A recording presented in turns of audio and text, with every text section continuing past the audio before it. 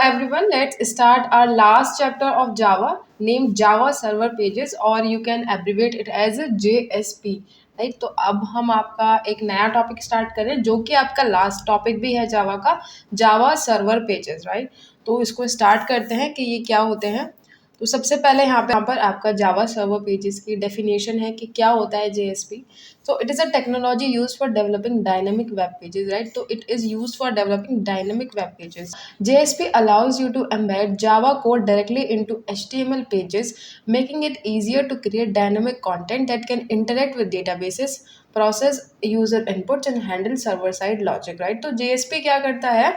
It allows you to embed Java code directly into HTML pages, right? तो हम पहले क्या करते हैं, अभी तक क्या करते आए हैं कि अगर आपको HTML का कुछ चाहिए है तो फिर आप अपना जो HTML है उसको अलग पेज क्रिएट करेंगे, राइट। .html एक्सटेंशन से आप एक HTML का अलग कोड क्रिएट करेंगे। स्टाइलिंग के लिए हम .css यूज़ करते हैं और फिर उसके बाद आपका जावास्क्रिप्ट होती है, राइट।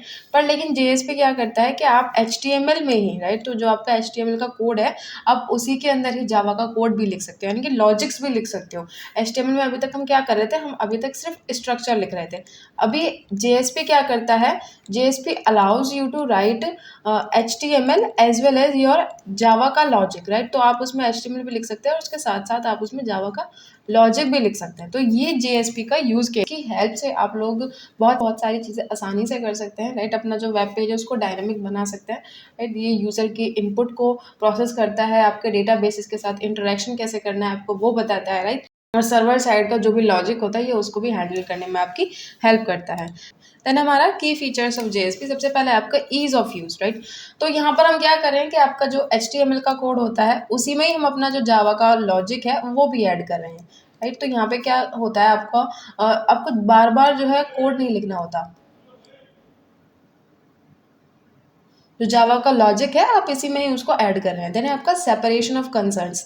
तो JSP separates the presentation logic from the business logic, making it easier to manage and maintain web applications, right. तो प्रेजेंटेशन लॉजिक से मतलब जो आपको फ्रंट एंड पे दिखेगा और बिजनेस लॉजिक से मतलब जो आपको बैक एंड पे दिखेगा, राइट।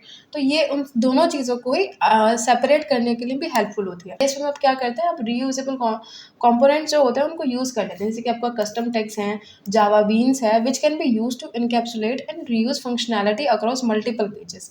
देन आपका इंटीग्रेशन विद जावा EE यानी कि जावा एंटरप्राइज एडिशन। तो JSP is a part of the Java EE platform, making it easy to integrate with other Java EE technologies such as servlets, EJBs and JDBC. Next is your how JSP works.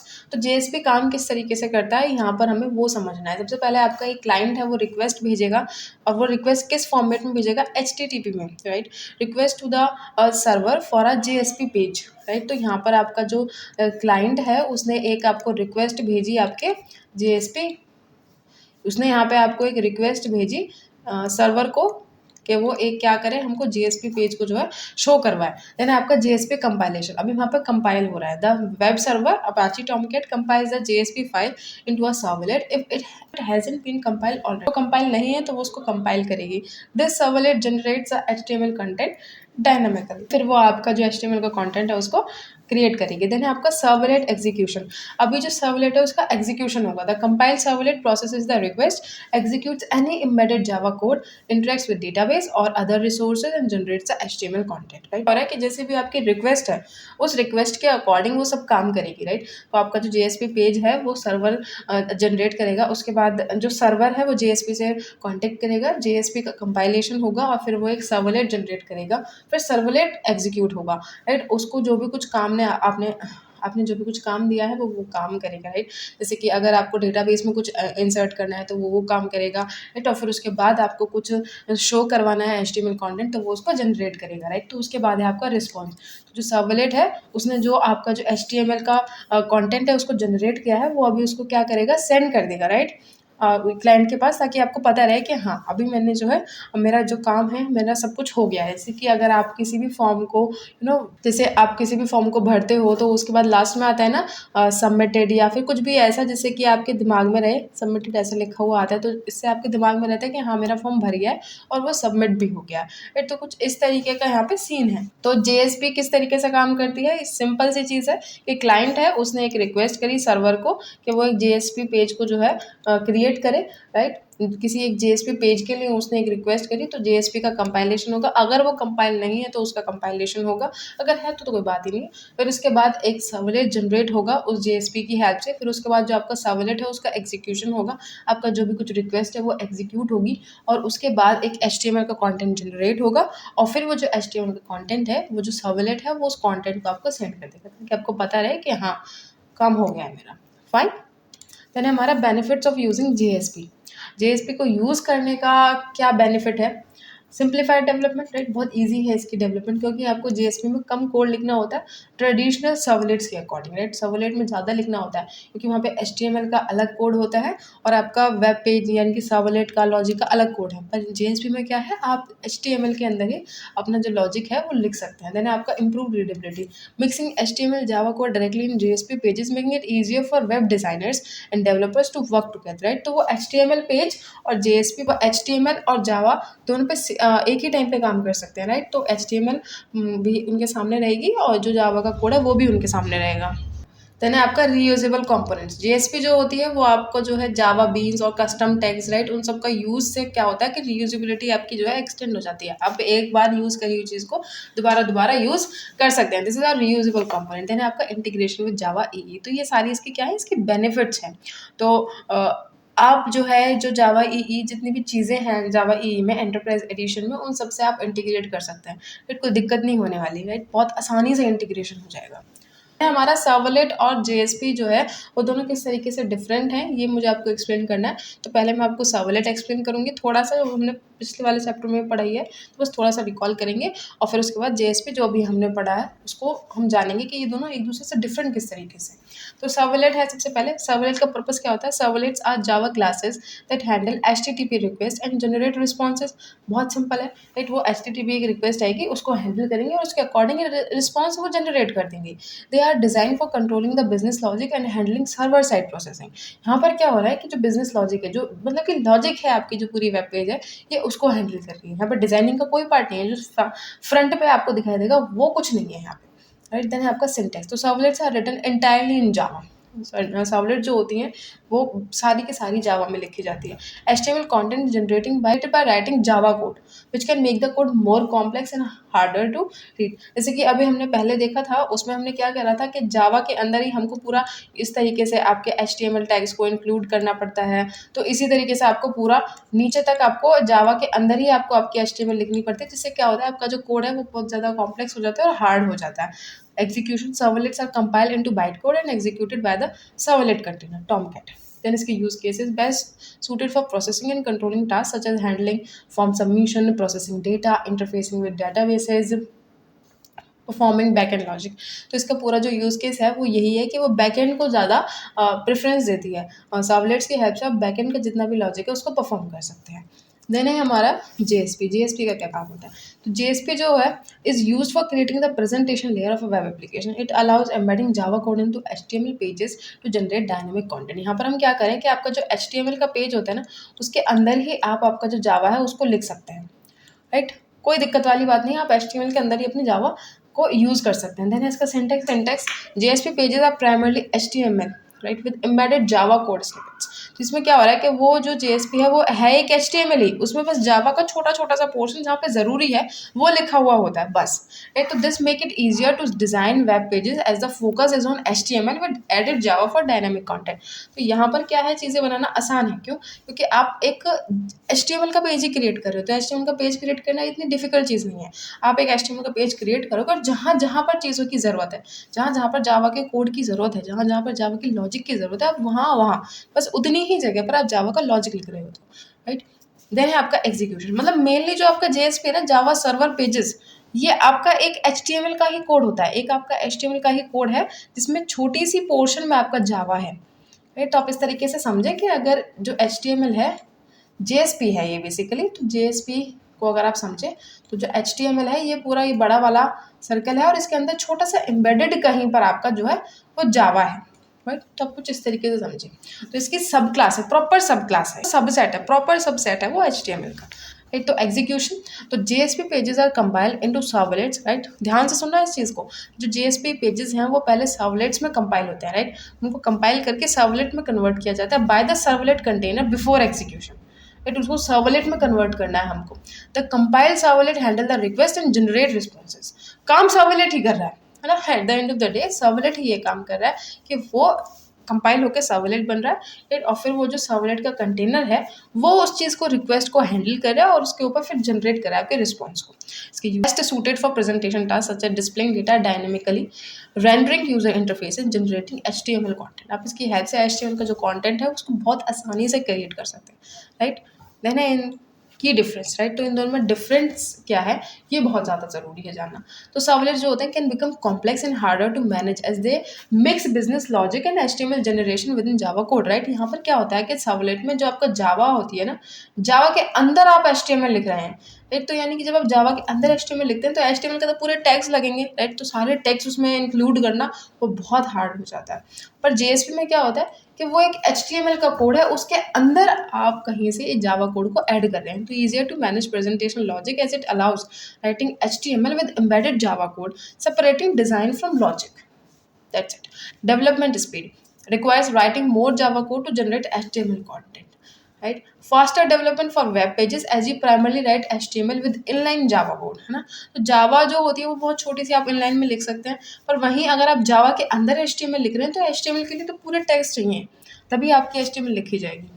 Separation of concerns typically handle backend processing and business logic, typically used for presentation layer and displaying data, right। तो आप इन दोनों में बिल्कुल confuse ना हो, right. ये backend है और ये फ्रंट एंड है, आप इस तरीके से समझें।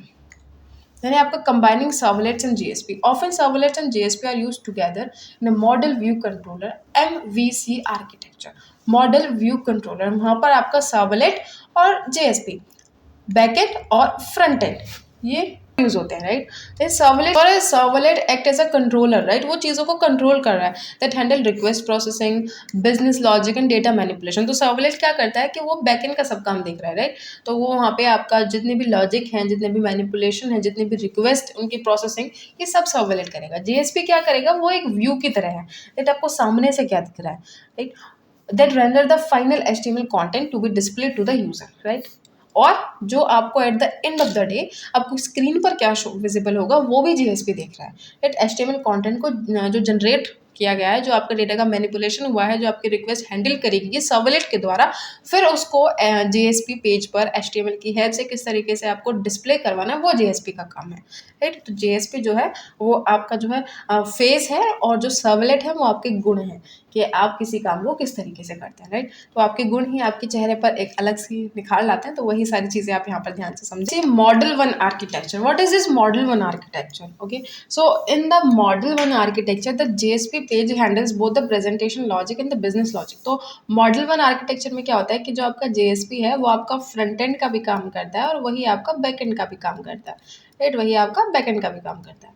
ये आप इसमें मोटा मोटा समझेंगे। मॉडल वन आर्किटेक्चर में जेएसपी है आपका फ्रंट एंड भी और बैक एंड भी है, और वो हो भी सकता है क्योंकि जेएसपी जो होता है उसमें आप एचटीएमएल लिखते हैं और एचटीएमएल के अंदर छोटा सा कहीं से आप उसमें जावा ऐड कर देते हैं, फिर जहाँ जहाँ पे ज़रूरत होती है। तो अगर छोटे स्केल का प्रोजेक्ट है तो आप मॉडल वन आर्किटेक्चर से हैंडल कर सकते हैं, जिसमें जेएसपी फ्रंट एंड और बैक एंड दोनों निभा रहा है, राइट। पर अगर वही आपका प्रोजेक्ट अगर बढ़ने लग जाएगा, अगर आपकी एप्लीकेशन ग्रो होगी, तो वो दोनों का देन आपका characteristics of model one architecture. सबसे पहले सिंप्लिसिटी, ये बहुत ईजी होता है इम्प्लीमेंट करने के लिए, राइट। क्योंकि ये छोटे से एप्लीकेशंस के लिए होता है, बस जेएसपी ही आपको यूज़ करना है, तो ये बहुत ईजी होता है, बहुत सिंपल सा होता है। डायरेक्ट क्लाइंट इंटरेक्शन होता है, राइट। क्लाइंट जो होता है वो जेएसपी ही पेज पर जाता है, इधर उधर भटकना नहीं पड़ता, वो सीधे जेएसपी पेज पर ही जाता है और वहीं से ही इंटरेक्शन करता है।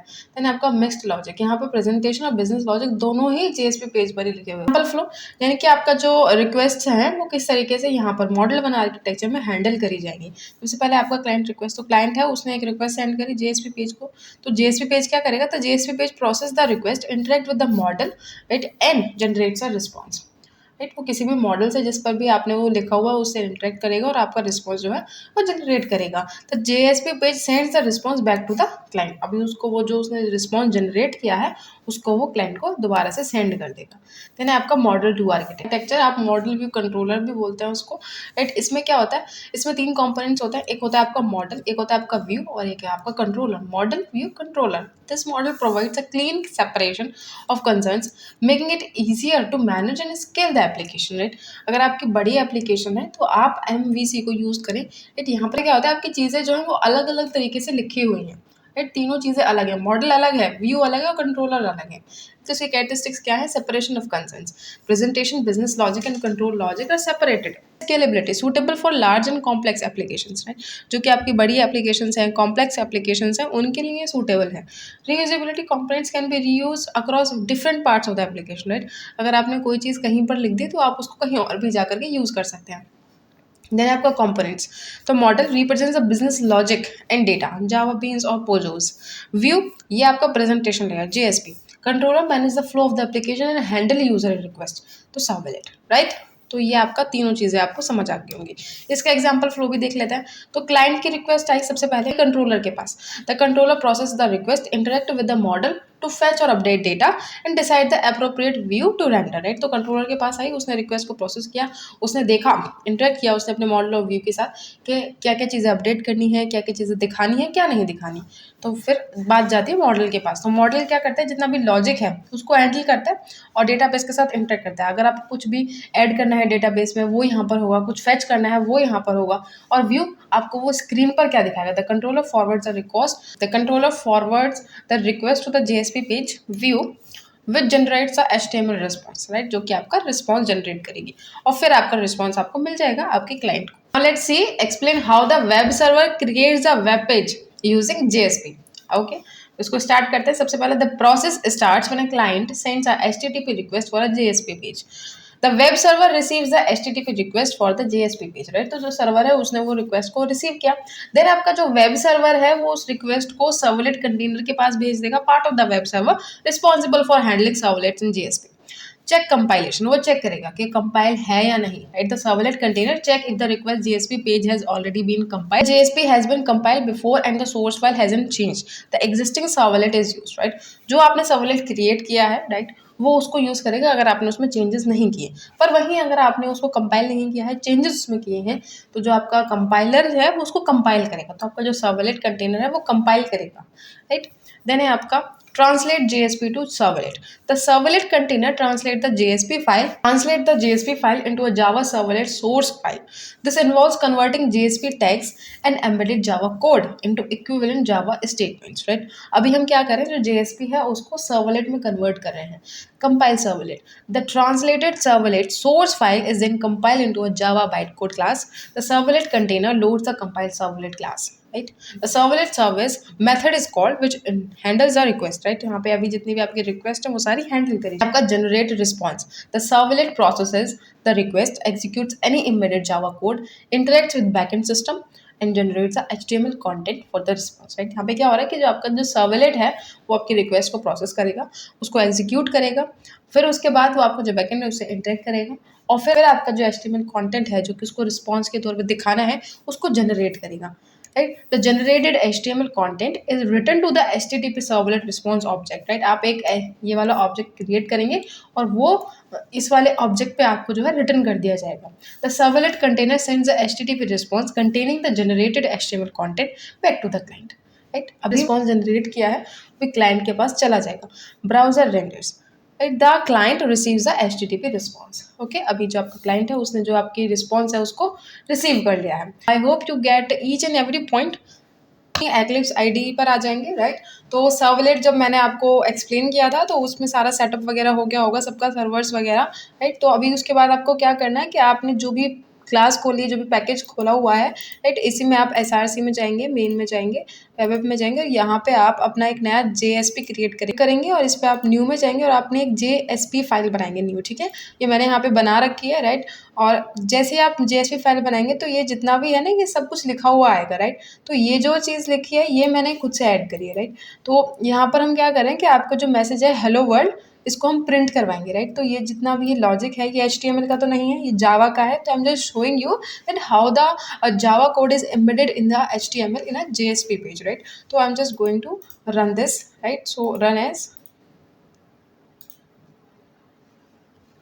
so it's just starting, see hello world। तो ये इस तरीके से आपका प्रिंट होकर के आ गया, राइट।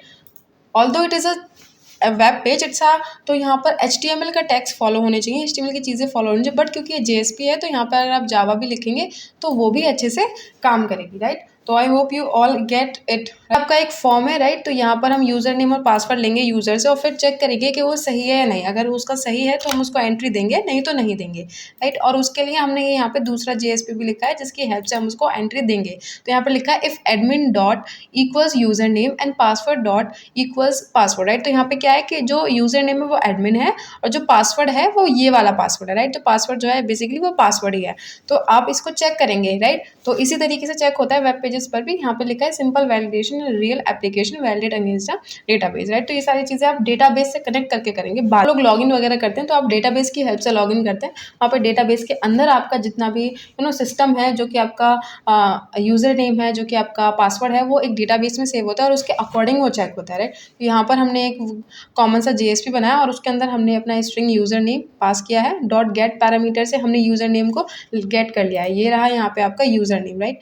तो इस वाले यूज़र नेम को हमने यहाँ पर गेट कर लिया है। फिर पासवर्ड को हमने पासवर्ड से गेट कर लिया। फिर हमने यहाँ पे कंडीशन लगाई है कि अगर, right, if admin dot equals user name and password dot equals password, तो आप प्रिंट कर दीजिए वेलकम और प्लस यूज़र नेम, नाम डाला यूज़र नेम वो, और एल्स इनवैलिड यूज़र नेम और पासवर्ड, राइट। तो ये, और इसको हमने लिंक किस तरीके से करा है वो भी आप देखें कि action is equals to new one dot JSP, ये आपने यहाँ पे इसको लिंक किया है इस तरीके से। यहाँ पे अगर आप की जो फाइल का नाम है वो लिखेंगे और फिर लिंक करेंगे, right.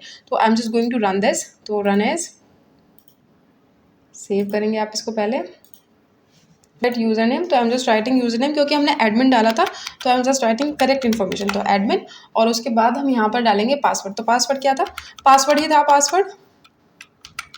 And you just click on this to check कि आपने सही डाला है या नहीं, और उसके बाद हम इसको लॉगिन करेंगे। तो वेलकम एडमिन, इस तरीके का यहाँ पर ये कुछ शो हुआ। वहीं अगर हम गलत डालेंगे तो क्या होगा, तो इसको दोबारा से रन करते हैं। अभी आप यूज़र नेम डालेंगे, तो I am just writing different user name, तो मैं इस बार डालूंगी यूज़र जस्ट, और पासवर्ड, और वो भी बस ऐसे ही 1 2 3 समथिंग एल्स, राइट। तो इसको लॉगिन करके देखेंगे तो इनवैलिड यूज़र नेम और पासवर्ड, राइट। तो आपको आई होप ठीक से समझ आया होगा कि दो JSPs को किस तरीके से कनेक्ट करते हैं। ओके, तो अभी आगे बढ़ते हैं। हम लोग देखेंगे कि हमें अपना सर्वलेट और अपना जो JSP है उसको एक साथ कंबाइन किस तरीके से करेंगे, राइट। मतलब कि अभी हम जो मॉडल 2 आर्किटेक्चर था उस पर किस तरीके से काम करते हैं वो देखेंगे। तो उसके लिए आपको एक नया प्रोजेक्ट क्रिएट करना है। मैंने क्रिएट किया है JSP1 नाम से, राइट।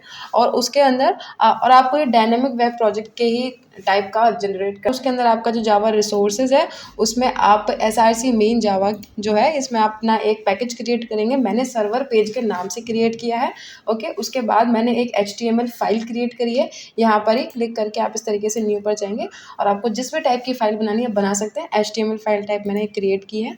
उसके बाद मैंने यहाँ पर ही पूरा HTML का कोड लिखा है, राइट, कि किस तरीके से हम फर्स्ट नेम लेंगे, लास्ट नेम लेंगे, ईमेल लेंगे, पासवर्ड लेंगे और फिर सबमिट करवाएंगे, राइट। तो it is a type of form for a individual, right. और उसके बाद फिर हमने अपने एक सर्वलेट क्रिएट किया है, राइट। ये जो सर्वलेट है ये यहाँ पर क्या करेगा कि जो भी चीज़ें first name, last name, email, जो भी कुछ है वो उसको जो यहाँ पर हमने HTML से लिया है यूज़र से वो उसको गेट करेगा और उसको फर्स्ट नेम, लास्ट नेम और ईमेल इन सब के फॉर्म में के अपने पास उसको जो है रख लेगा और फिर हम उसको प्रिंट करवाएंगे JSP की हेल्प से यहाँ पर, राइट। तो अभी हम सर्वलेट का कोड देख लेते हैं। तो ये बिल्कुल उसी तरीके का आपका सर्वलेट का कोड है।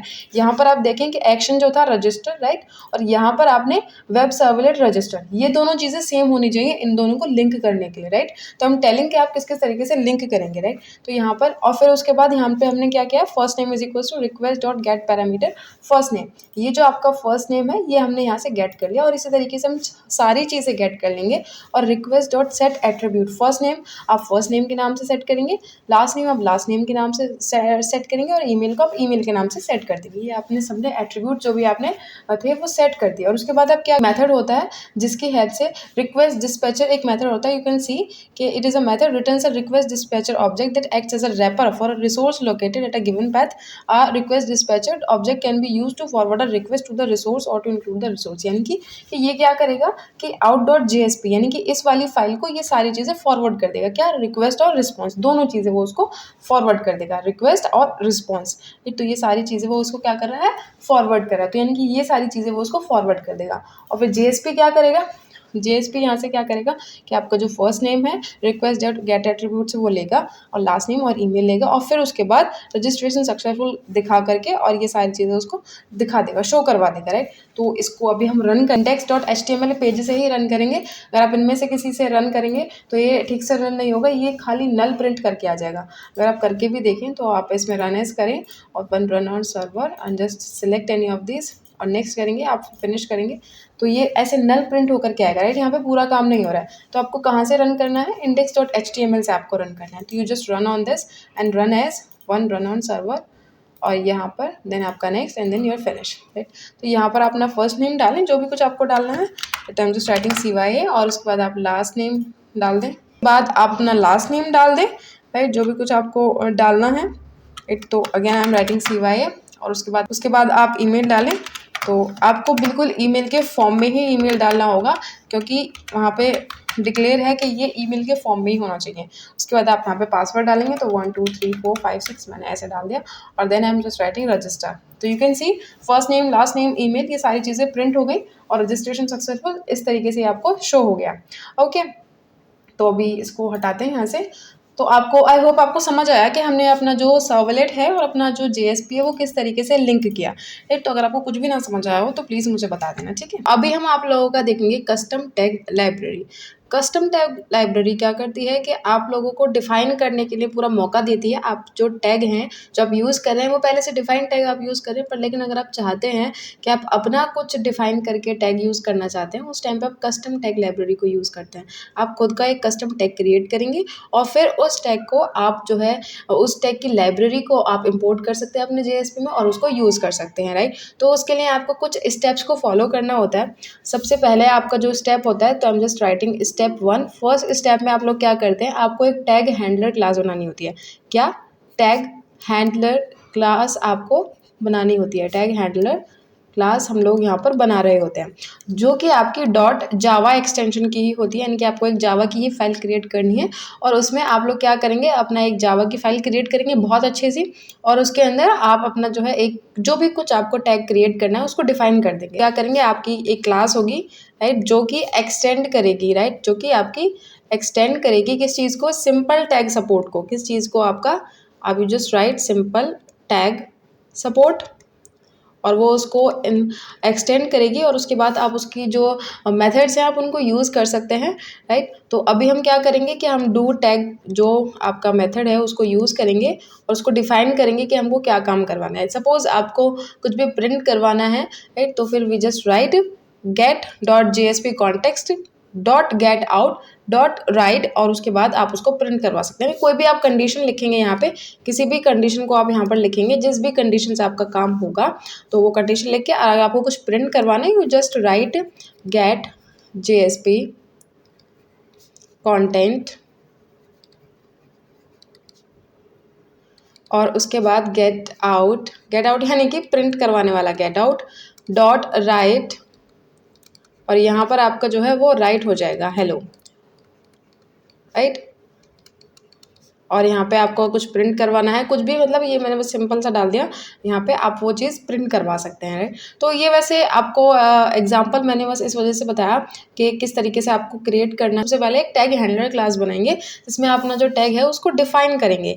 देन आपका स्टेप 2 होता है। स्टेप 2 में हम लोग क्या करेंगे, यहाँ पर हम अपना एक TLD फाइल बनाएंगे, tag library descriptor. I am just writing library and your descriptor.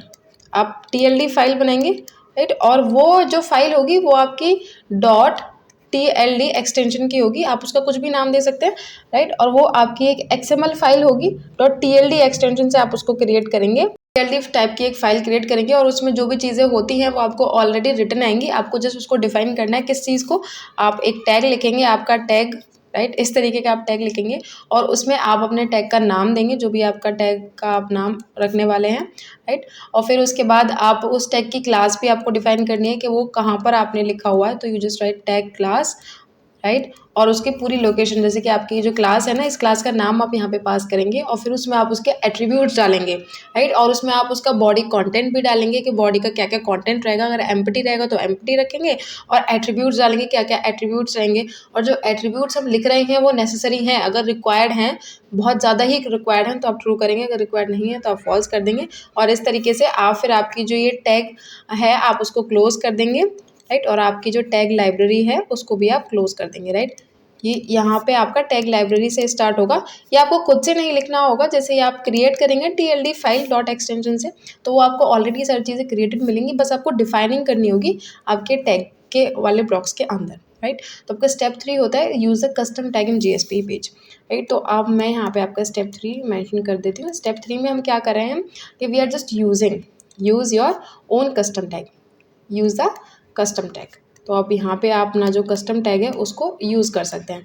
अभी वो किस तरीके से यूज़ करेंगे, आई एम जस्ट टेलिंग। इसके लिए आपको क्या करना है कि जो ऊपर आपने देखा होगा आपका GSP में कुछ इस तरीके का सिंबल होता है, वहाँ पर आप लोग लिखेंगे टैग लाइब्रेरी और आपको उसका URI पास करना होगा, फिर जहाँ पर भी आपने ये जो आपका टैग्स नाम से आपने एक फ़ाइल बनाई होगी ना, उसको यहाँ पे आपको पास करना होगा, राइट। और फिर उसके बाद आप उसको यूज़ कर सकते हैं, राइट। आपका जो टैग है, जैसे कि आपने उसको जो भी नाम दिया है उस नाम से आप उसको यूज़ कर सकते हैं, ओके। और उसमें जो चीज़ें पास करनी, आपने जितने भी एट्रीब्यूट्स डाले होंगे आप उनकी हेल्प से उसको यूज़ कर सकते हैं, राइट। तो ये एक बहुत आसान सा तरीका था आपके कस्टम टैग को बनाने का, तरीका था आपका कस्टम टैग को क्रिएट करने का। अभी इसके बेनिफिट्स क्या हैं, सबसे रीयूजेबिलिटी आपको ये प्रोवाइड करवाता है। तो रीयूजेबिलिटी से मतलब कि आपने कुछ भी टैग क्रिएट किए हैं, राइट, आप उसको अलग अलग चीज़ों पे, अलग अलग पेजेस पे आप उसको यूज़ कर सकते हैं। आपको बार बार उसको डिफाइन करने की ज़रूरत नहीं, बस आपने एक बार डिफाइन कर दिया, अलग अलग पेजेस पर आप उनको यूज़ कर सकते हैं।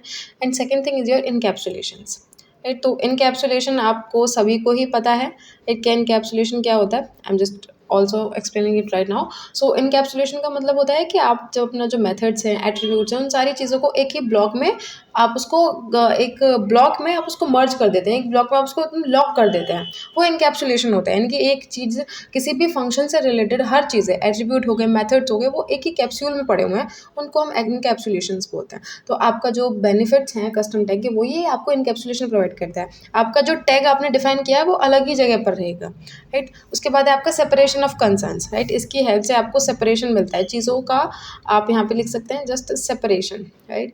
तो आपको जो चीज़ें अलग अलग हैं उनको अलग अलग ही रखना होता है, राइट। आपकी TLD फाइल अलग क्रिएट होगी, आपकी टैग फाइल अलग क्रिएट होगी और उसको आप अलग जगह पर यूज़ करेंगे, राइट। और then fourth one is your enhanced readability, लिख सकते हैं, और वो भी इन्हेंस होगा, एक तो इन्हेंस रीडेबिलिटी से मतलब है कि आपके जो GSP पेज है वो और ज़्यादा क्लीन बन जाएंगे, ईजी बन जाएंगे, राइट। जैसे कि अगर आपने कस्टम टैग अगर आपने यहाँ पे क्रिएट नहीं किया होता तो आप उसको यहीं पर ही कहीं पर डिफाइन कर रहे होते आपके GSP पेज में ही, और फिर आप उसको यूज़ कर रहे होते। पर अगर आपने आपका जो टैग है वो पहले से ही क्रिएट कर रखा है तो आप उसको क्रिएट करे हुए को आप उसको यूज़ कर रहे हैं। अभी हम लोग देखेंगे आपका GSP स्टैंडर्ड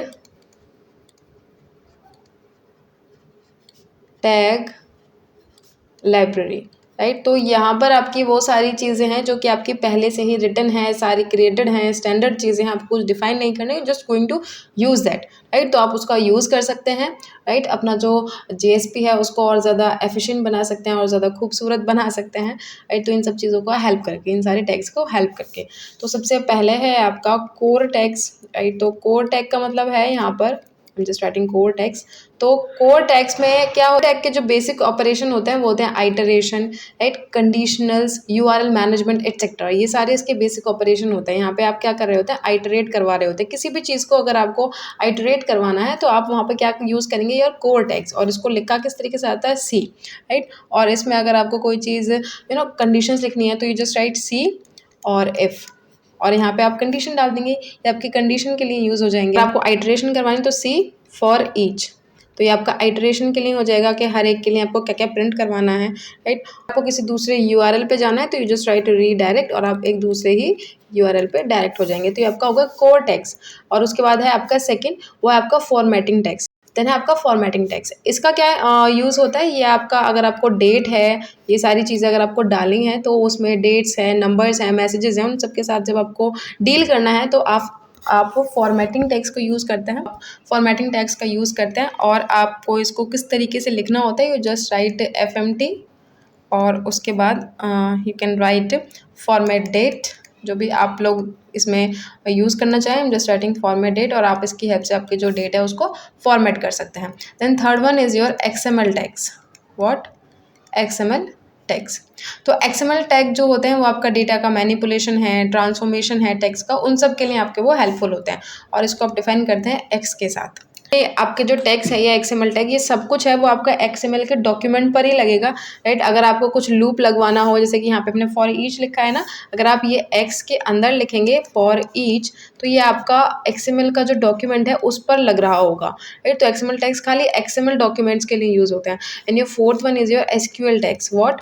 SQL टैग्स। तो इसका नाम ही सजेस्ट कर रहा है SQL टैग्स, राइट। और आप इसको लिखेंगे कुछ इस तरीके से, you just right SQL, right. और आप इसको डिफाइन करेंगे SQL और आप जो भी आप यूज़ करना चाहते हैं, सपोज़ हमको कोई क्वेरी लिखनी है अपनी, तो आप इस तरीके का लिखेंगे और इसमें अपनी जो क्वेरी है आप उसको करवा सकते हैं। तो एक क्वेरी आप इसमें लिख सकते हैं, अपनी जो भी कुछ क्वेरी आपको रन करनी है आप उसको लिखें और फिर उसको रन करवाएं। और आपका नेक्स्ट टैग है आपका फंक्शन टैग, राइट। तो फंक्शन टैग का क्या काम होता है, and you just write it as FN। कि जितने भी आपका स्ट्रिंग्स के ऊपर मैनिपुलेशन लगेगा, फंक्शन जितने भी आपके लगते हैं स्ट्रिंग्स के ऊपर, ये उसके लिए हेल्पफुल होती है, राइट। तो यू कैन राइट FN और to suppose I am just writing FN, उसके बाद टू लोअर केस। तो आप यहाँ पे जो भी स्ट्रिंग होगी वो लोअर केस में हो जाएगी, तो टू लोअर केस और अपनी स्ट्रिंग पास कर सकते हैं, that's it, returns a string in a lower case. तो ये आपका था कुछ JSP स्टैंडर्ड टैग लाइब्रेरीज के आपके टैग्स, राइट, जिनको हम यूज़ करते हैं अपना जो है जो JSP है उसको और ज़्यादा एफिशिएंट बनाने के लिए और ज़्यादा बेहतरीन, खूबसूरत, अच्छा सा बनाने के लिए। फाइन। अभी हम लोग देखेंगे कि अगर आपका जो सर्वलेट है और आपका जो JSP है, हमने उन दोनों को मर्ज करना सीख लिया। अभी हम क्या करेंगे कि हम उसमें एक आपका जो डेटाबेस है उसको कैसे मर्ज करना है वो भी सीखेंगे। तो सबसे पहले उसके लिए हम लोग क्या करेंगे, जो आपका स्टेप 1 होगा दैट वुड बी कि आपको आपका जो डेटाबेस है उसको सेट करना है। So I am just writing set up your database. सबसे पहले आपको आपका जो डेटाबेस है उसको सेटअप करना है, चाहे आप MySQL की हेल्प से करिए, राइट। आप किसी भी डेटाबेस का जो एप्लीकेशन है उसकी हेल्प से आपका जो डेटाबेस है उसको सेटअप करिए, क्रिएट करिए। सबसे पहला काम यही होगा, राइट। उसके अंदर आप डेटा फीड कर सकते हैं ताकि वो और अच्छे से आपका क्रिएट हो जाए।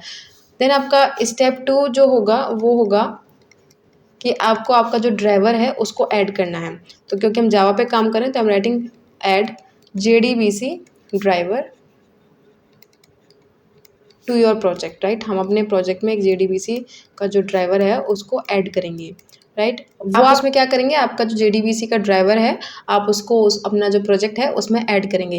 वो आप कैसे करेंगे, जो आपकी XML वाली फाइल होती है उसमें आप डिपेंडेंसी का एक टैग जो होता है उसके अंदर जा करके आप आर्टिफैक्ट ID में जाएंगे और MySQL connector.java और आपको जो भी वर्जन डाउनलोड करना है, जो भी ड्राइवर डाउनलोड करना है आप उसको डाउनलोड करेंगे और वहाँ पे उसका वर्जन डालेंगे और वो आपका डाउनलोड हो जाएगा, कनेक्ट हो जाएगा, राइट। आपका जो JDBC का ड्राइवर है। देन उसके बाद आपका जो स्टेप 3 होगा उसमें हम लोग क्या करेंगे कि अपना एक सर्वलेट क्रिएट करेंगे, क्रिएटिंग अ सर्वलेट। तो I am just writing create a servlet. तो जो ये सर्वलेट हम लोग क्रिएट करेंगे उसमें हम लोग क्या क्या चीज़ें पास कर रहे हैं, वहाँ पर URL पास करेंगे। आपका जो डेटाबेस होता है ना उसका एक URL होता है अपना, आपको वो URL उसमें पास करना है। फिर उसके बाद आप उसमें यूज़र डालेंगे, उसके बाद आप उसमें अपना पासवर्ड डालेंगे और फिर उसके बाद फिर आप उसको यूज़ करना स्टार्ट कर सकते हैं। अभी उसके बाद आपका स्टेप 3 सर्वलेट ही क्रिएट हुआ है, राइट। आपने उसमें सारी चीज़ें डाल दी हैं, राइट। आप उसमें क्वेरी लिख सकते हैं, सब कुछ आप उसमें आसानी से कर सकते हैं।